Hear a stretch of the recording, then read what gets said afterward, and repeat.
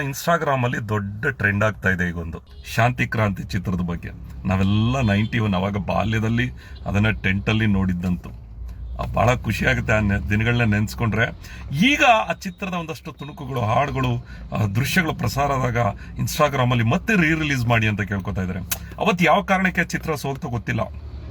PAN India ಅಂತ ಇವತ್ತು ನಾವು ಮಾತಾಡ್ತೀವಿ, ಆದ್ರೆ ರವಿಚಂದ್ರನ್ ಅವರು ಅವತ್ತೇ ಇಡೀ ಇಂಡಿಯಾಕ್ಕೆ ಪ್ಯಾನ್ ಇಂಡಿಯಾ ಅಂತ ಅನ್ನೋದನ್ನ ತೋರಿಸಿದ್ರು. ಅದು ನಮ್ಮ ಕರ್ನಾಟಕದವರಿಗೆ ಅದು ಬಹಳ ಹೆಮ್ಮೆ ಅನ್ನಿಸ್ತು ನಮಗೆ.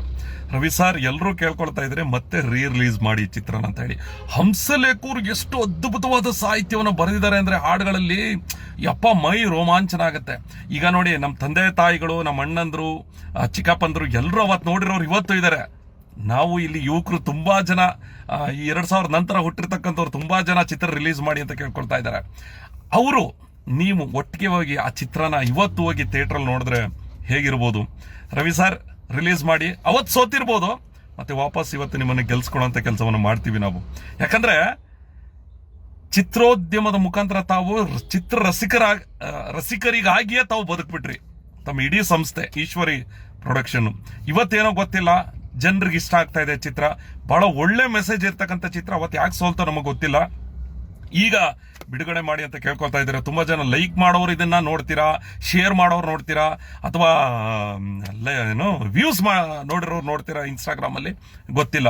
ಲಕ್ಷಾಂತರ ವ್ಯೂಸ್. ನಾನು ಎಲ್ಲಾ ವಿಡಿಯೋಗಳು ಲೆಕ್ಕ ತಗೊಂಡ್ರು, ಬೈಕರ್ಸ್, ಯೂಟ್ಯೂಬರ್ಸ್ ತುಂಬಾ ಜನ ಮಾಡಿದ್ದಾರೆ. ಎಲ್ಲಾ ತಗೊಂಡ್ರು ಒಂದು 10-15 ಲಕ್ಷ ಜನ ಈ ರೀಲ್ಸ್ ಬಗ್ಗೆ ತಿಳ್ಕೊಂಡಿರ್ಬೋದು. ಕನಿಷ್ಠ ಒಂದು 5-7 ಲಕ್ಷ ಜನ ಈ ಚಿತ್ರ ನೋಡ್ಬಿಟ್ರೆ ಅವತ್ತೇನ್ ಸೋತು ಕಳ್ಕೊಂಡ್ರು ರವಿಚಂದ್ರನ್ ಸರ್, ಇವತ್ತು ವಾಪಸ್ ಅವ್ರು ಕೊಡುವಂತ ಕಾಲ ನಮ್ಮ ಕೈಲಿದೆ. ಅವತ್ತು ಸೋತಿರ್ಬೋದು, ಇವತ್ತು ಗೆಲ್ಸ್ಕೊಳ್ಳೋಣ, ನೋಡೋಣ. ಗೊತ್ತಿಲ್ಲ. ಸೆಪ್ಟೆಂಬರ್ 19, 1991ರಲ್ಲಿ ಈ ಚಿತ್ರ ರಿಲೀಸ್ ಆಗಿದ್ದು. ಈಗ ಸೆಪ್ಟೆಂಬರ್ 19 ಬರ್ತಾ ಇದೆ. 18 ಶುಕ್ರವಾರ, 19 ಶನಿವಾರ, ಎರಡರಲ್ಲಿ ಒಂದಿನ ನೋಡಿ ಪ್ಲಾನ್ ಮಾಡಿ ರಿಲೀಸ್ ಮಾಡಿ ಸರ್. ನೋಡ ಒಂದ್ ಕೈ ನಾವು ನೀವೆಲ್ಲರೂ ಸೇರಿ ಚಿತ್ರನ ಮತ್ತೊಮ್ಮೆ ನೋಡಿ ಆ ಬಾಲ್ಯದ ದಿನಗಳನ್ನ ನಾವೆಲ್ಲ ನೆನೆಯೋಣ ಅಂತ ಹೇಳ್ತಾ, ಶಾಂತಿ ಕ್ರಾಂತಿ ಮತ್ತೆ ರಿಲೀಸ್ ಆದ್ರೆ ಆ ಚಿತ್ರಕ್ಕೆ ಶುಭವಾಗ್ಲಿ. ಜೈ ಕರ್ನಾಟಕ.